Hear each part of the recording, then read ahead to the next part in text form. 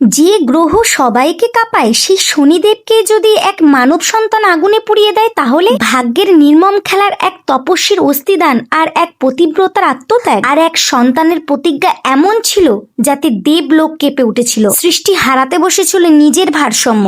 এই গল্প প্রতিশোধের নয়, এই গল্প শক্তি সীমা বেঁধে দেওয়ার। এই গল্প সেই পিপল্লাদের যিনি শনিদেবকে ধ্বংস করেননি, বরং ধর্মের শৃঙ্খলে বেঁধেছিলেন। শেষ পর্যন্ত দেখুন, কারণ এই কাহিনী আপনার ভাগ্য নিয়েও কিছু বলবে। মহর্ষি দধিচি দেবতাদের রক্ষার জন্য তিনি নিজের প্রাণ পর্যন্ত উৎসর্গ করতে দ্বিধা করেননি, কিন্তু তার এই ত্যাগময় জীবনের পিছনে ছিল এক কঠিন ভাগ্য, শনিদেবের বক্রদৃষ্টি ও কঠোর মহাদশা। দেবতাদের তিনি নিজের অস্থি দান করেন, যাতে সেই অস্থি দিয়ে তৈরি বজ্র অস্ত্র অসুরদের বিনাশ করতে পারে। স্বামীর এই মহাত্যাগ মাতা সুবর্চর হৃদয় ভেঙে দেয়। স্বামী বিচ্ছেদ ও অসীম যন্ত্রণায় তিনি নিজের গর্ভ দেবতাদের অর্পণ করে দেহ ত্যাগ করেন। দেবতার কৃপায় সেই দিব্য গর্ভ থেকে জন্ম নেন এক পুত্র, যার ভাগ্যে লেখা ছিল সংগ্রাম। পিতামাতার স্নেহ থেকে বঞ্চিত সেই শিশুটি বড় হয়ে ওঠে এক পিপুল বৃক্ষের ছায়া। তার নাম হয় পিপুল্লাদ। সময়ের সঙ্গে পিপুল্লাদ শক্তিশালী ও জ্ঞানী হয়ে ওঠে। একদিন দেবর্ষী নারদের মুখে সে জানতে পারে তার জন্মের রহস্য, পিতার দুঃখের কারণ।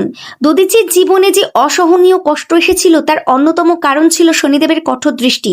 এই সত্য পিপুল্লাদের অন্তর বিদীর্ণ করে দেয়। ক্রোধ ও বেদনা তাকে অগ্নিশিখার মতো জ্বালিয়ে তোলে। সেই কঠোর তপস্যায় লীন হয় এবং বহু বছর ভগবান ব্রহ্মাকে প্রসন্ন করে। ব্রহ্মা তাকে এমন এক শক্তি দান করেন যার দ্বারা তার দৃষ্টিতেই যে কেউ ভস্ম হয়ে যেতে পারে। এই শক্তি লাভ করে পিপল্লাদ সিদ্ধান্ত নেয় সে শনিদেবকে শাস্তি দেবে। সে যখন শনির দিকে নিজের দিব্যদৃষ্টি নিক্ষেপ করে, তখন শনিদেবের দেহ দগ্ধ হতে শুরু করে। দেবলোক কেঁপে ওঠে, কারণ শনিদেবের বিনাশ মানে সৃষ্টির নিয়মের ভাঙন। পরিস্থিতি ভয়াবহ হয়ে উঠলে সূর্য দেবতা সহ সমস্ত দেবতা পিপুল্লাদের কাছে আশ্রয় চান। স্বয়ং ব্রহ্মাদেব আবির্ভূত হয়ে বলেন, পিপুল্লাদ, তুমি চাইলে শনিকে বিনাশ করতে পারো, কিন্তু তাতে সৃষ্টির ভারসাম্য নষ্ট হবে। বরং তুমি তার কাছ থেকে প্রতিশ্রুতি গ্রহণ করো। পিপুল্লাদ করুণার পথে হাঁটে। সে শনিদেবের কাছ থেকে দুটি শপথ আদায় করে। জন্ম থেকে 16 বছর পর্যন্ত যে কোনো শিশুর উপর শনির অশুভ প্রভাব পড়বে না। যে ব্যক্তি ভক্তি ভরে পিপুল বৃক্ষের পূজা করবে তার উপর শনির ক্রূর দৃষ্টি পড়বে না। শনিদেব এই শর্ত মেনে নেন, তবে ব্রহ্মদণ্ডের প্রভাবে তার পা ক্ষতিগ্রস্ত হয়, ফলে তার গতি ধীর হয়ে যায়। এই কারণে তিনি শনিশ্বর নামে পরিচিত। কাহিনীটি ভালো লাগলে অবশ্যই কমেন্টে লিখুন জয় শনিদেব।